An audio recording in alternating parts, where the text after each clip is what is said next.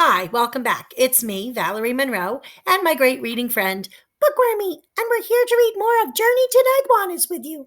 That's right. If you remember, Finley is with Brogden, and they've just gone through the underground tunnel to Nagwanis, and finally, they are going to make the delivery of the Amber Rose, which is what chapter 12 is called, Delivery of the Amber Rose. The gnome on duty's directions were very accurate.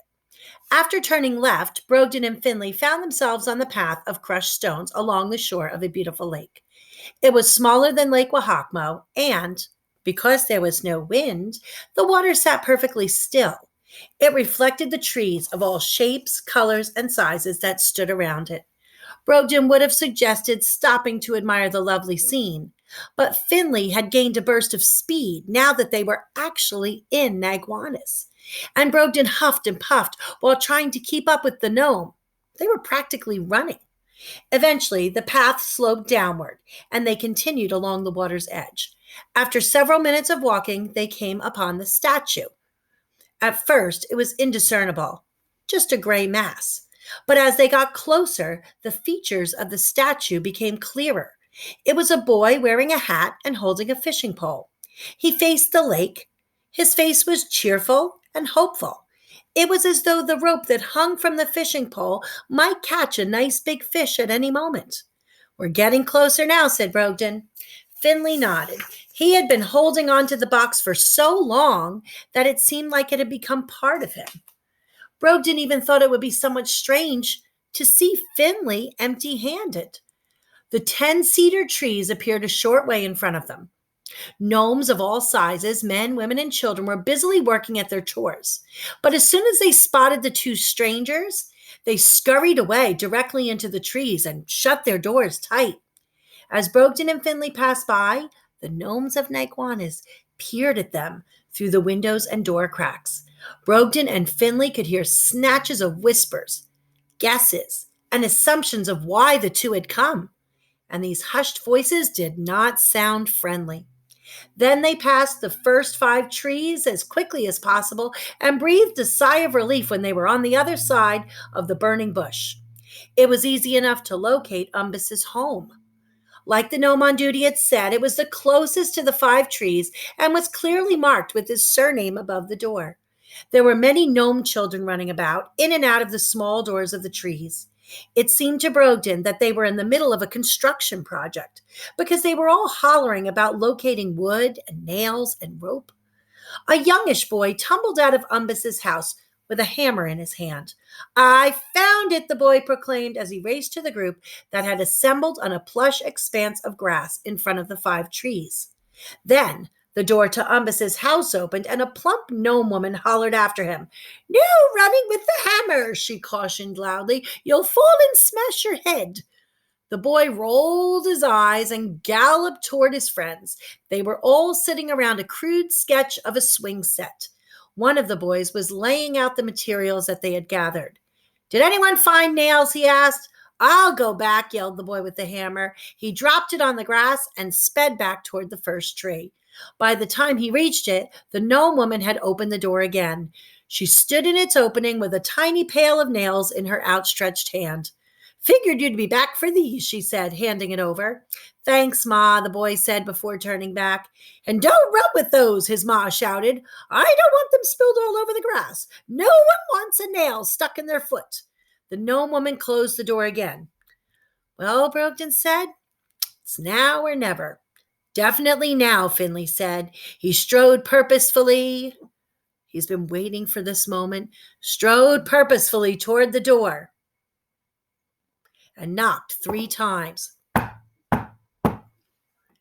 It flew open a moment later. "What is it now?" the woman demanded in a huff. And then, realizing it wasn't her son, she fell to apologizing. "Oh, I'm sorry," she stammered. "I had no idea. I thought—" Her voice trailed off, and she leaned against the door jamb, pushing a strand of sweaty hair to the side. "It's just that the children have been running me ragged from the house, out of the house, in the house. It's been a long day." "Is Umbus at home?" Finley asked. No, he is not, she replied. He is down at the brothers fixing a cabinet. When will he return? Brogden interjected. Oh, soon, I hope, she said. Her eyes dropped to the package, into the box in Finley's hands. Oh, I can sign for the package. I'm Umbus's wife. Actually, we'll wait, said Finley. This is a secure delivery. Then I'll send one of the children to fetch him. Can I offer you a drink in the meantime? She asked. A cup of tea would be nice, Finley said. Oh, just a moment then, said Umbus's wife. Ransbert, go down and tell your dad to come on home. Tell him there's a delivery. One of the taller boys trotted off in the direction of the last of the cedar trees, and Umbus's wife disappeared back inside. Brogden and Finley sat down on a small patch of grass to wait for Umbus and the tea. Finley seemed deep in thought as he held the box with the amber rose. His brow crinkled, and then he turned toward Brogden. I don't believe I've ever thanked you properly, for everything you've done, for staying the course with me. I don't believe I'd ever made it here without your help, he said. Brogden smiled. Oh, I believe you would have delivered the package one way or another, but I'm glad to have helped you. The funny thing is, mused Finley, that although those trees are quite tall and noble, this is not at all what I expected. What do you mean? Well, the amber rose is a treasure. Only a few gnomes could even think about bidding on it. I expected that Umbus's residence might be more ornate or something. Maybe more like a castle. Do you understand what I'm saying? Finley did not wait for Brogden's answer. And I'm just wondering about, although it's none of my business, what will Umbus do with the amber rose once he has it? Do you think it's a gift for his wife? Did you say you have a gift for me? Laughed Umbus's wife. She had reappeared with 2 steaming mugs of tea, which she handed to Brogden and Finley. Oh, that'd be just like my Umbus having a surprise delivered. I'm just a delivery service, Finley replied, shrugging his shoulders to move off the subject. Then he began to busy himself with the mug of tea. At that moment, they heard whooping and hollering from far off. The sounds grew louder and louder, and eventually the indistinguishable noises became a voice.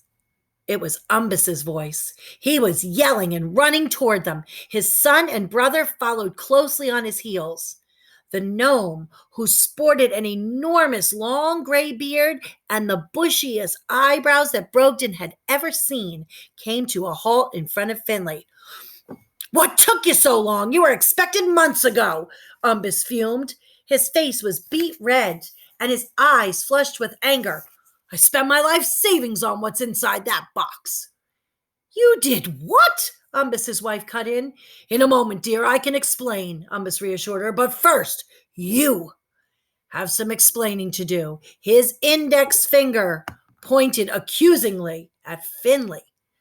Brogden felt so sorry for his friend who hung his head in disgrace.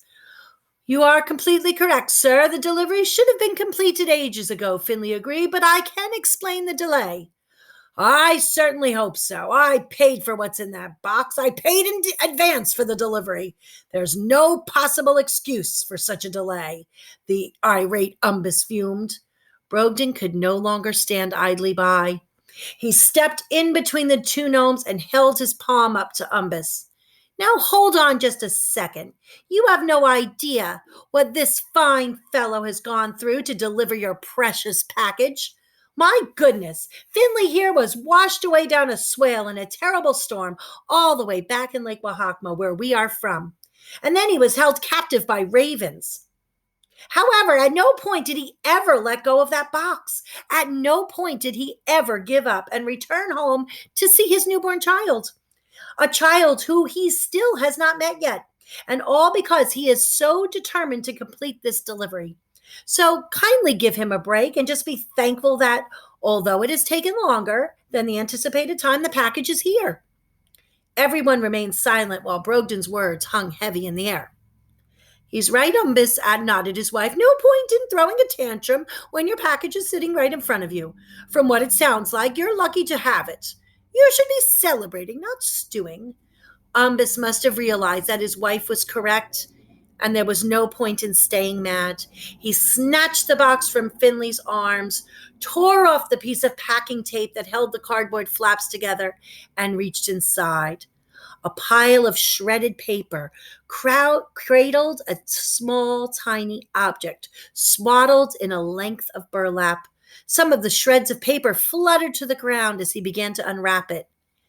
Everyone gasped collectively when Umbus pulled the final layer away and revealed the amber rose. And that's where we'll stop for today.